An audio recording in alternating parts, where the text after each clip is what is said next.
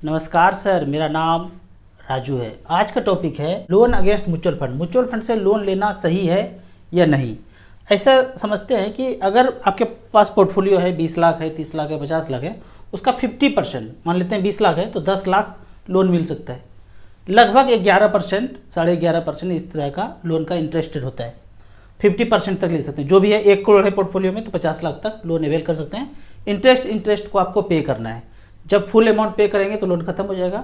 ऐसे नॉर्मली सिर्फ इंटरेस्ट चलता रहेगा, क्योंकि आपका ही पैसा है, उसको प्लेज करके आपको लोन दिया है। कौन सा स्थिति में लेना चाहिए, कौन सा स्थिति में नहीं लेना चाहिए। आपको लग रहा है कि पिछले साल तो मार्केट 30% रिटर्न दिया है, लग रहा है कि और लोन लेके और लगा लूँ 30% रिटर्न मिलेगा, वहाँ तो 11-12% ही जा रहा है। इस स्थिति में कभी लोन नहीं लेना है, क्योंकि पीछे 30% रिटर्न दिया है, आगे माइनस देगा या क्या होगा ये कोई नहीं जानता है। दूसरा स्थिति है कि गिर रहा है मार्केट और 20% से ऊपर गिर गया है और आपको निहायत ही ज़रूरी है पैसे का। उस स्थिति में आप loan against mutual fund avail कर सकते हैं। फिर जब नॉर्मल मार्केट हो जाए तो पोर्टफोलियो को सेल करके उसको पैसा चुकता कर देना है। नॉर्मल केस में सीधा रिडीम किया जाए और उसको यूज किया जाए। कोई लोन अगेंस्ट म्यूचुअल फंड जाने का ज़रूरत नहीं है। 11-12% इंटरेस्ट उसको लोन देने का ज़रूरत नहीं है। जो भी ज़रूरत है 5 लाख, 10 लाख, 20 लाख ज़रूरत है, रिडीम करेंगे और उसको यूज करेंगे। और जो इंटरेस्ट का पैसा जाएगा उसका SIP कंटिन्यू करेंगे। फिर धीरे धीरे पोर्टफोलियो रिबिल्ड हो जाएगा। इंटरेस्ट के पैसे से ही SIP बढ़ाते रहना है। लोन वाला पैसा लेके काम नहीं करना है, अपना ही पैसा लेके यूज करना है और इंटरेस्ट के पैसे को SIP चलाते रहना है। अब एक दूसरा सिचुएशन देखते हैं कि 10 लाख रुपया आपने लोन ले लिया, लोन लगा के म्यूचुअल फंड में इन्वेस्ट करना चाहते हैं। ऐसा क्वेश्चन बहुत आता है कि इन पोर्टफोलियो है नहीं ज़्यादा अच्छा, थोड़ा बहुत शुरू किए हैं, लोन ले लूँ, लोन मिल जाएगा, लोन लेके म्यूचुअल फंड में इन्वेस्ट कर दूँ। यहाँ तो हमको 12% पर्सनल लोन पे 12% लगभग में मिल जाएगा, या मार्केट से 1% पे उठा लेंगे और 10-20 लाख रुपया झोंक देते हैं, मोर देन 15% म्यूचुअल फंड में रिटर्न मिल जाएगा। तो क्या ये स्ट्रेटजी सही है?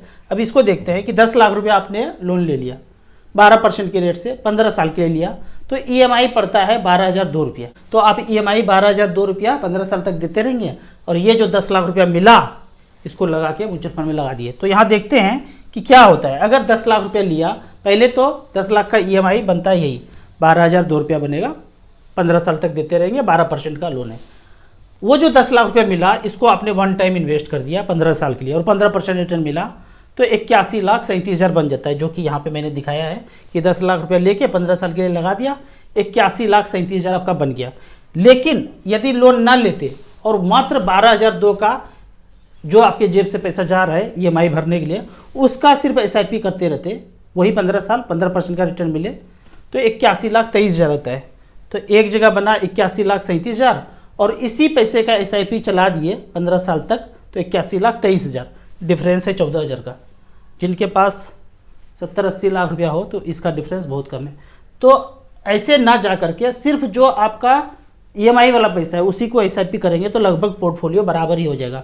अब एक लाइव उदाहरण लेते हैं। SIP लाइव रिटर्न से SBI का फंड चुनते हैं, SBI स्मॉल कैप।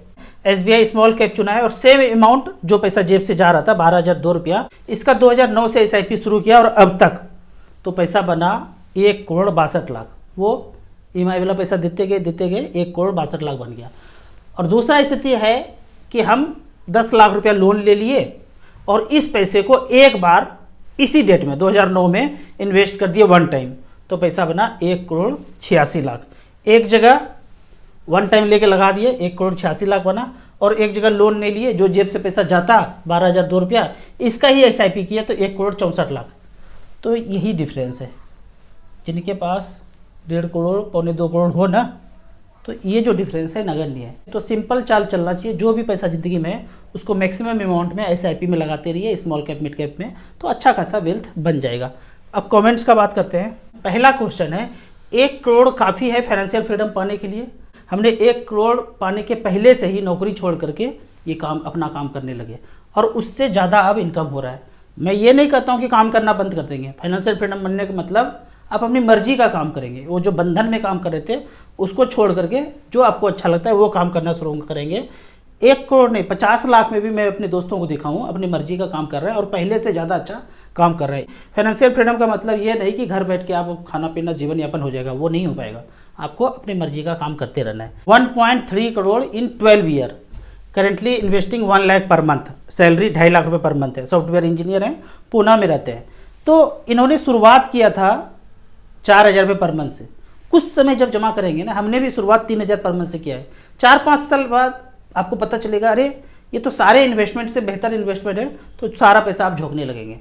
तो बाद में हमने काफ़ी ज़्यादा पैसा इन्वेस्ट करना शुरू किया, जैसे कि 4,000 कर रहे हैं, आज 1 लाख कर रहे हैं, कल कुछ दिन के बाद 1.5 लाख 2 लाख भी हो जाएगा। तो इस तरह शुरुआत आपको छोटे छोटे SIP से करना है, बाद में धीरे धीरे आप अपना अमाउंट बढ़ाते रहिए। सर मेरा नाम जीतू है, मैं अपने 10 लाख रुपीज़ को अभी लमसम इन्वेस्ट करना चाहता हूँ, 15 साल के बाद उसी को शादी के लिए यूज करना चाहता हूँ, मुझे सही फंड सजेस्ट करें।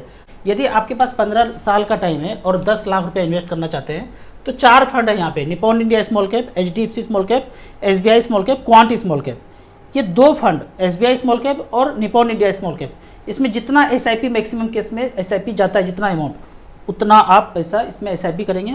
और 2 फंड है, इसमें 2.5 लाख रुपया लमसम कर देंगे और 2.5 लाख रुपया इसमें SIP 10,000, 15,000, 20,000 जो अलाउ करते हैं उसको SIP अपने अकाउंट से भेजते रहिए।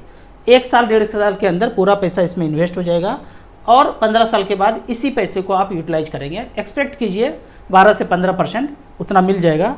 पिछला रिटर्न बताते हैं 23%, 20%, 23%, 21% इस तरह का मिला है। वन टाइम 10 लाख का वैल्यू इस फंड ने 84 लाख, 62 लाख, 79, 72 इस तरह से बनाया है। सबसे कम 62 किस फंड ने बनाया है, HDFC स्मॉल कैप में। तो चारों फंड में डाइवर्सिफाइड करके लगा देना है।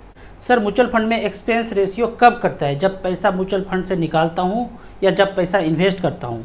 जो डैशबोर्ड में दिखता है वो कट के दिखता है, क्या होता है जो आपको दिखता है वो कट के दिखता है। और कैसे कैलकुलेट होता है, मान लेते हैं कि 1.5% एक्सपेंस रेशियो है, आपने 1 लाख लगाया तो 1.5% 1,500 रुपया लगभग बनेगा साल का।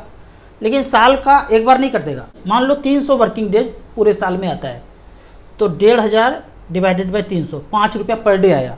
तो 1 लाख रुपये लगाया और उस दिन एक दिन के बाद 1,000 रुपये आपका बढ़ा, तो 5 रुपया काट के आपको 995 रुपया बढ़त मोबाइल के डैशबोर्ड में दिखेगा। अगले दिन 400 बढ़ा तो 5 रुपया काट करके 395 रुपया डैशबोर्ड पे बढ़ता हुआ नजर आएगा। अगले दिन 600 रुपया माइनस हुआ तो 5 रुपया और काटेंगे तो 605 रुपया डैशबोर्ड पे माइनस होता हुआ नजर आएगा। तो इस तरह से डेली का डेली एक्सपेंस रेशियो काट के ही आपको मोबाइल पे या डैशबोर्ड में म्यूचुअल फंड का NAV डिस्क्लोज होता है। अगले क्वेश्चन की तरफ चलते हैं। Rahul sir STP option grow app में भी है क्या? कुछ ऐप में STP HWP ऑप्शन नहीं है। अगर नहीं है तो डायरेक्ट वेबसाइट पे जाके आप इस ऑप्शन को अडॉप्ट कर सकते हैं, AMC के वेबसाइट या ऐप में जाके। अगर वहाँ पे नहीं कर पाते हैं तो लिंक में जो एसेट प्लस का ऐप है, ईमेल ID से सिंक करेंगे, सारा पोर्टफोलियो दिख जाएगा, वहाँ से STP और HWP आप ऑप्ट कर सकते हैं। इसका कोई चार्ज नहीं है यहाँ पे। मेरा होम लोन 9 लाख रुपया है, अभी मेरे पास 7 लाख आएगा, होम लोन में डालें या म्यूचुअल फंड में डाल दें? अभी जो स्थिति है मार्केट लाइफ टाइम हाई है, अगर आपके पास पैसा आता है और होम लोन पूरा चुकता हो जाता है तो उसको दे करके चुकता कर दीजिए। जो आपका EMI जा रहा था उस पैसे को आप Nippon small cap, SBI small cap, SBI 250 index fund में धीरे धीरे करके SIP करते रहिए, वो ज़्यादा अच्छा रहेगा। अगला है Raut sir network marketing MLM के बारे में कुछ बताएं। MLM ना इस तरह से चलता है भारत देश में, सदियों से चलता आ रहा है। इसको थोड़ा सा खोपड़ी लगाएंगे ना फिर बात समझ में आएगा कि अरे ये ऐसे काम करता है। यहाँ पे MLM कोई किसी के दिमाग में आ सकता है, मेरे दिमाग में आ सकता है, आपके दिमाग में आ सकता है कि भाई ऐसा चलाऊंगा कि 15% रिटर्न, 20%, 30% का गारंटी रिटर्न बोल देता हूँ और 2 आदमी को जोड़ूंगा। इसके ऊपर जो मोगेम्बो है ना वो सबको देख रहा है, बोला अच्छा ये ऐसा कर रहा है, इसको करने दो, ठीक है। आपको सहयोग भी करेंगे, 100 करोड़ लोन चाहिए बैंक से लोन भी मिल जाएगा, मिलते रहेगा। ब्रांच खोलना है, थोड़ा सहयोग भी करेंगे। जब धीरे धीरे करके 10,000 करोड़, 20,000 करोड़ इनके पास आ जाएगा, आने के बाद यहाँ से इंस्ट्रक्शन आएगा, अरे ये तो फ्रॉड कर रहे हैं, फिर ऊपर से अरे हाँ ये तो फ्रॉड कर रहा है, इसका अकाउंट सीज हो गया। अब सीज जब हुआ 10,000 या 20,000 करोड़, वो जिंदगी में कभी वापस पैसा नहीं मिलेगा। सहारा के केस में देख लीजिए, उसके पहले भी बहुत कुछ JBG सब चला है। स्पीक एशिया चला था, बोला सिंगापुर लेके चला गया। कौन चला गया, कहाँ भाग गया भाई? पैसा तो इंडियन अकाउंट से पैसा जा रहा था। कहीं कोई चला जाए, सब कुछ ट्रेस किया जा सकता है, लेकिन खुद ही कर रहे हो तो कौन बोल सकते हैं?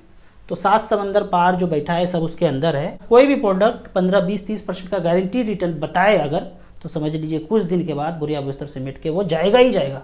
अभी ताज़ा नया केस है, असम में 2 नेटवर्क मार्केटिंग वाला का पैसा जब्त हुआ, अकाउंट सीज हुआ, 20-25 हज़ार 30 हज़ार करोड़ है उसमें, अब वो सीज हो गया। अब उसको साधारण आदमी को कभी मिलने वाला नहीं है, ठीक है। तो ऐसे नेटवर्क मार्केटिंग चलता है, ऊपर से नीचे तक सबको पता है। पता होने से कुछ नहीं होगा, जब तक भारी भरकम पैसा ना आ जाए उसके बाद ही जब्ती लगाएंगे, शुरू में जब्ती नहीं लगाएंगे, बाद में जब्ती लगाएंगे, ठीक है। अब आगे बढ़ते हैं और एक नौटंकी को देखते हैं। ये नौटंकी इस तरह से चंदा मामा दूर के पुआ पकाए गुड़ के, यहाँ इस तरह से हम लोग किताबें पढ़ा कि चंद्रमा पे नील आर्मस्ट्रॉन्ग, राकेश शर्मा, ये वो चले गए हैं। ये वीडियो रिकॉर्डिंग हुआ था इस तरह से, ग्रीन स्क्रीन पे इस तरह से वीडियो रिकॉर्डिंग करके झंडा गाड़ा गया था, ठीक है। तो सोचिए ये जब 100 साल से अब ये पढ़ रहे हैं, तो सोचिए अभी जो पढ़ रहे होंगे उसमें कितना सच्चाई होगा। अभी एक न्यूज़ चारों तरफ कहर बरसाए हुए है कि मोबाइल, पेजर, अब वॉकी टॉकी ये सब फट रहा है। वैसे तो कभी भी फाड़ सकता है, इतना बड़ा बैटरी है, आधे में RDX लगाया हो कौन जानता है। कब फोड़ना है, किसको उड़ाना है, वो वही जाने जो इसको बनाया है, हम तो जान नहीं रहे हैं। तो ऐसा न्यूज़ आ रहा है, लेकिन इसके पीछे का सच्चाई क्या है। ये इस तरह से दहशत फैलाएंगे, अभी वो एक्चुअल में हुआ नहीं है, कहीं भी एक्चुअल में नहीं हुआ है। जो बता रहे हैं ना हिजबुल्लाह उड़ा दिया, ये 3000 फट गया, वो सब कहानी बताया, एक्चुअल में नहीं हुआ है। एक्चुअल में अगर हो तो हो सकता है, लेकिन इस कहानी से एक डर बैठाना चाहता है। डर क्यों बैठाना चाहता है, यहाँ कहता है body build phone as early as 2030 तक शरीर में इनबिल्ट फ़ोन आ जाएगा। और आप अपने आप बोलने लगेंगे, लाइन लगा के बोलेंगे भाई हमको ये फ़ोन नहीं चाहिए, यहाँ पर लगा दो, चिपका दो, क्योंकि डर बना गया ऐसा कि भाई ये वाला तो कभी भी फट जाएगा। तो इस तरह का माहौल बनाया जाएगा, फटेगा नहीं, वैसे फाड़ भी सकता है, उसके हाथ में सब कुछ है, लेकिन अभी नहीं फटा है। अभी आपको माहौल बनाया जा रहा है कि तुम तैयार हो जाओ भाई हाथ में लेने के लिए। और ये ऑफिशियल वेबसाइट इनका भाई साहब का है। और ये कहाँ से चलता है, मोगेम्बो से, 7 समंदर पार, मैं तेरे पीछे पीछे आ गया। अब ज़्यादा नहीं बता पाएंगे आपको। इसी तरह या उसी तरह मचमच फंड के बारे में और कुछ जानना है, इन्वेस्टमेंट के बारे में जानना है, तो कमेंट सेक्शन में कमेंट्स कीजिए, हम आपको जवाब देते रहेंगे। वीडियो अच्छा लगे तो व्हाट्सएप यूनिवर्सिटी में दोस्तों के बीच इसे जरूर शेयर करें। यूट्यूब पर देख रहे हैं तो लाइक एंड शेयर जरूर करें। Thank you so much.